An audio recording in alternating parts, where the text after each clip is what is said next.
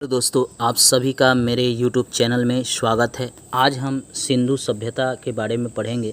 History में यह महत्वपूर्ण टॉपिक है, बराबर इससे प्रश्न पूछे जाते हैं, चाहे वह बीपीएससी हो, यूपीएससी हो, एसएससी हो, रेलवे हो, यूपीपीसीएस हो, बीएसएससी हो या बिहार दरोगा है। इससे प्रश्न हमेशा विभिन्न एग्ज़ाम में आते ही हैं। सिंधु सभ्यता की खोज राय बहादुर दयाराम साहनी ने किया था। इसे प्राक ऐतिहासिक भी कहा जाता है और कांस्य युग भी कहा जाता है। चूँकि कांस्य युग इसलिए कहा जाता है चूँकि तांबा एवं टीन को मिलाकर कांसा का निर्माण किया गया था, इसलिए इसे कांस्य युग भी कहा जाता है।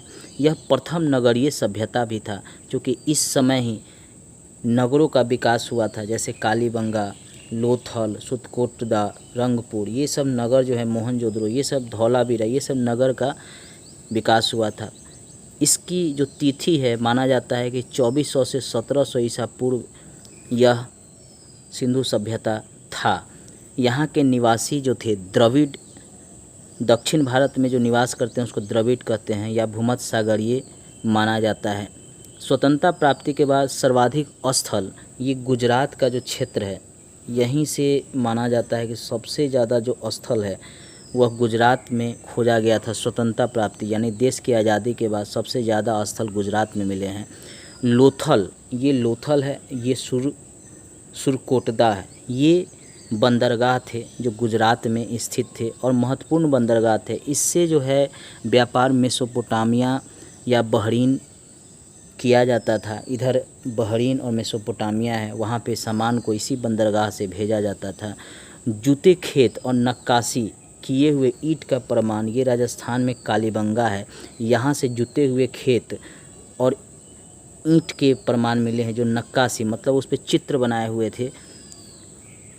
स्नानागार, सिंधु सभ्यता विशाल स्नानागार के लिए फेमस था। माना जाता है कि यहाँ पे लोग सार्वजनिक रूप से एकत्रित होते थे और स्नान करते थे। ये जो सिंधु नदी के किनारे ये जो मोहनजोदड़ो है, यहीं पे विशाल स्नानागार बनाया गया था। इसका मुख्य उद्देश्य धार्मिक रूप से भी था।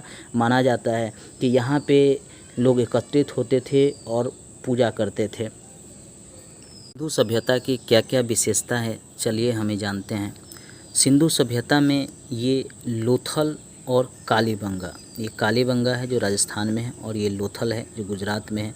यहाँ से अग्निकुंड के प्रमाण मिले। अग्निकुंड का अर्थ है कि यहाँ पे जो खाना बनाने का या पूजा करने का जो स्थल था उसे अग्निकुंड माना जाता है। कुछ इतिहासकार इसे अग्निकुंड को पूजा स्थल मानते हैं, जहाँ पे अग्निदेव की पूजा की जाती थी, और कुछ लोग इसे खाना बनाने का स्थल भी मानते हैं।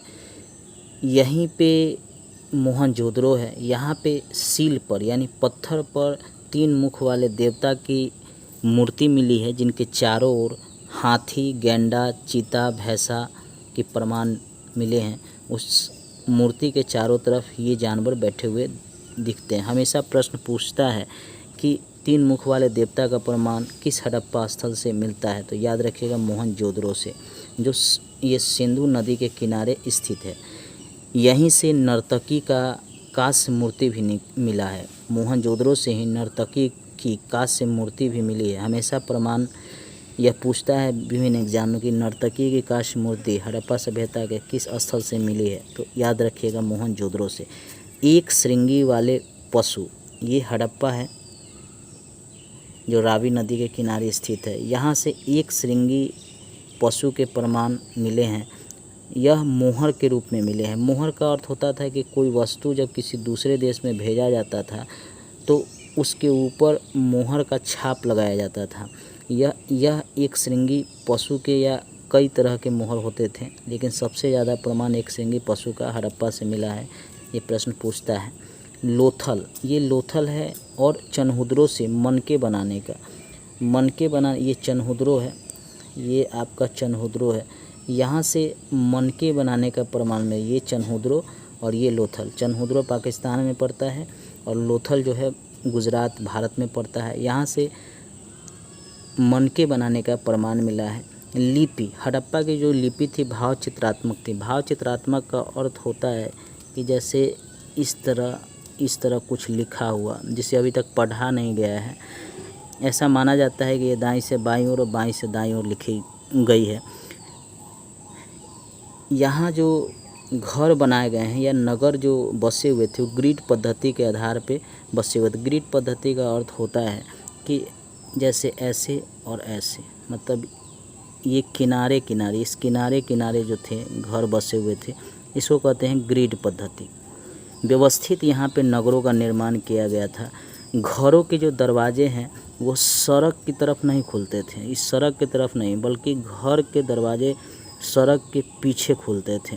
केवल लोथल एक ऐसा जगह है जहाँ पे घर के जो दरवाजे हैं वो सड़क की तरफ खुलते थे।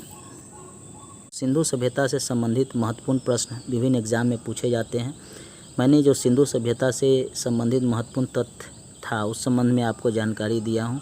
आप मेरे चैनल को लाइक, सब्सक्राइब, शेयर जरूर कीजिएगा। सब्सक्राइब करने के बाद घंटी दबाइएगा और दोस्तों को भी शेयर कीजिएगा। धन्यवाद दोस्तों।